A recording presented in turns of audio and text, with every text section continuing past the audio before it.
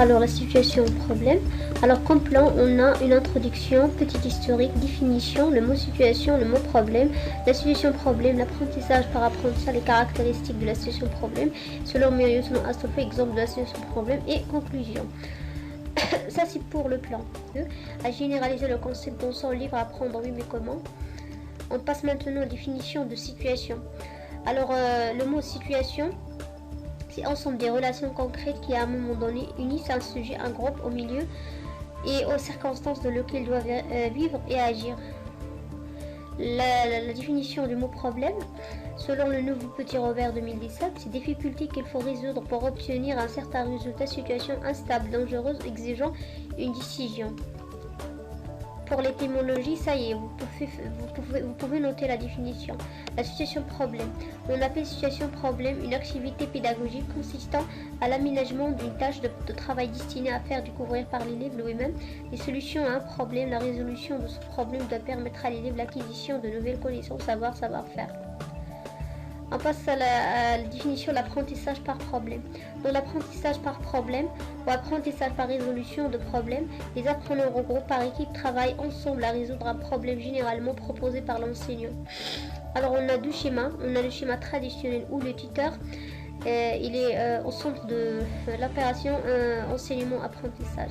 Tandis que le deuxième schéma, le tuteur c'est pas au centre de l'apprentissage, au contraire, il guide l'enseignement, il joue seulement un rôle de facilitateur, de médiateur.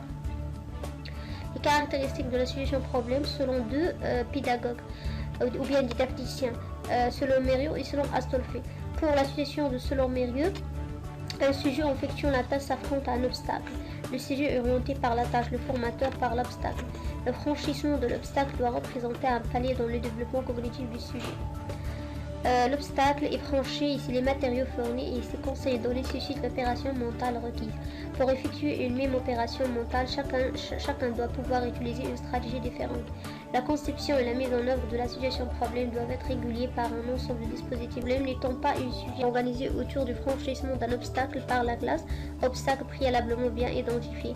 L'étude s'organise autour d'une situation à caractère concret qui permet d'effectuer à l'élève de formuler des hypothèses et conjonctures.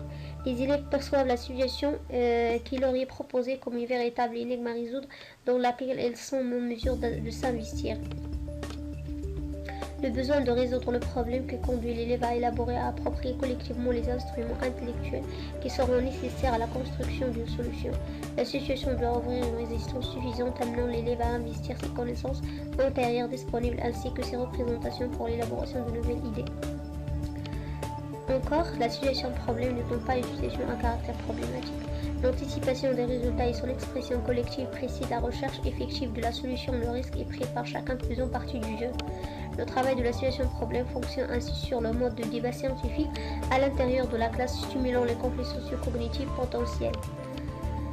Alors la validation de la situation problème et sans sanction n'est pas appropriée de façon externe par l'enseignant, mais résulte du mode de structuration de la situation elle-même.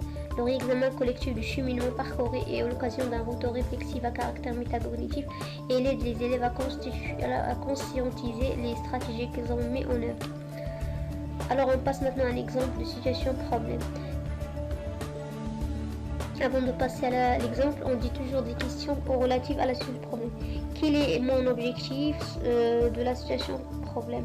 Qu'est-ce que je veux faire acquérir l'apprenant qui représente pour lui un palier de progression important?